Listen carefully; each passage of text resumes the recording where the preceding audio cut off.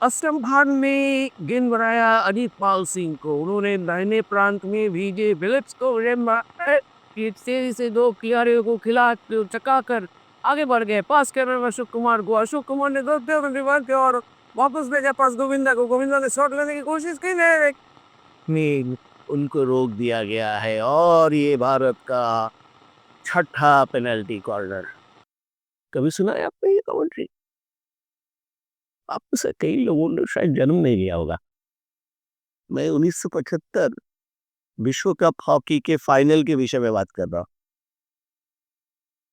जहां पर भारत ने एक ऐतिहासिक विजय प्राप्त किया था पाकिस्तान के मलेशिया के कुआलालंपुर में।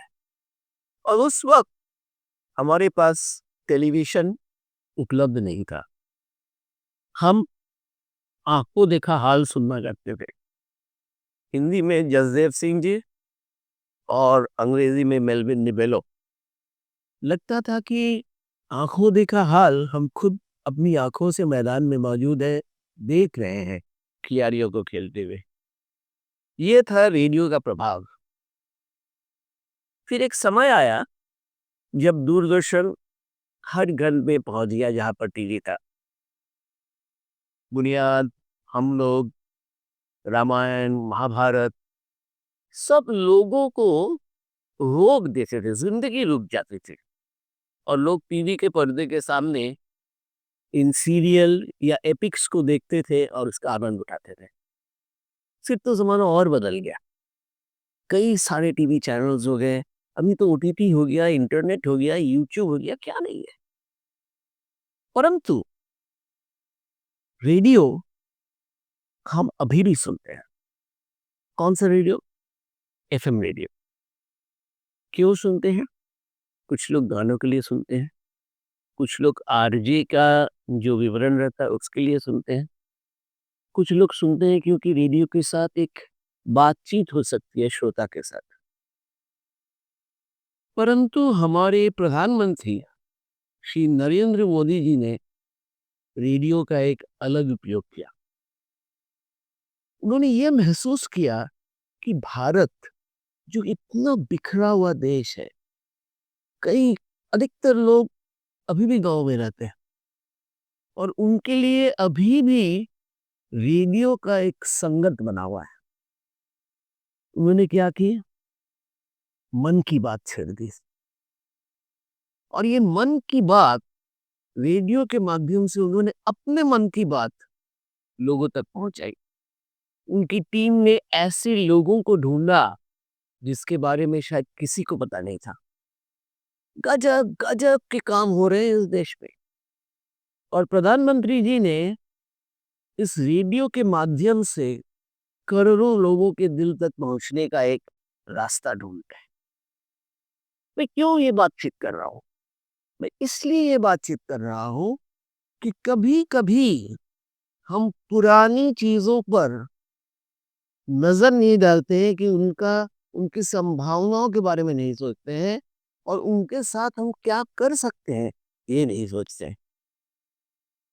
जिंदगी बदलती रहती है, परंतु कुछ कुछ चीजें जो कि रिजेक्ट कर दी गई, जिससे दुनिया आगे बढ़ गई है, वो शायद कभी कभी हमारे जिंदगी के लिए महत्वपूर्ण हो जाता है। और इस बात को समझना और उसका प्रयोग करना ही किसी भी मार्केटिंग प्रोफेशनल का मेन मकसद होता है।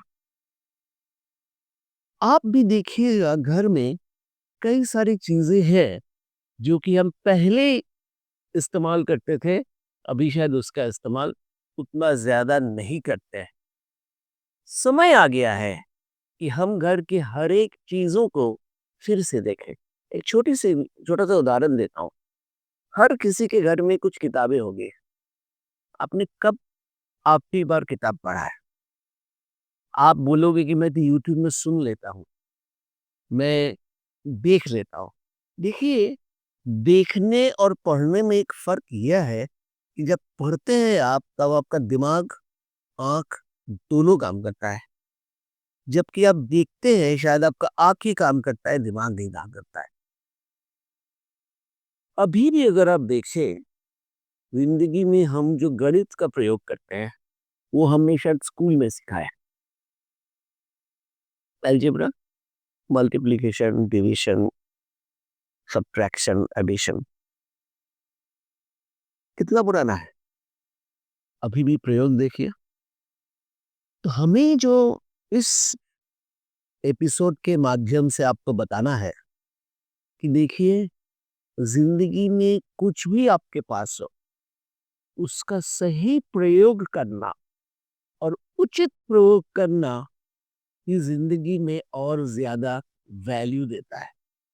और इस प्रयोग को समझना, इस प्रयोग को काम में लाना, ये जो मोटिवेशन किसी में है, जैसे हमारे प्रधानमंत्री जी ने दिखाया है, ये ही ज़िंदगी के लिए बहुत महत्वपूर्ण है।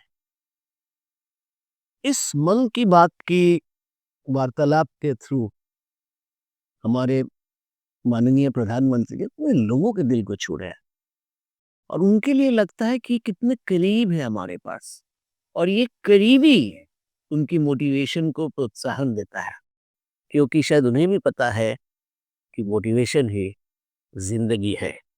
आइए, डॉक्यूमेंट्रा के एपिसोड के विषय में हमारे पास ज़रूर आप दीजिएगा संदेश।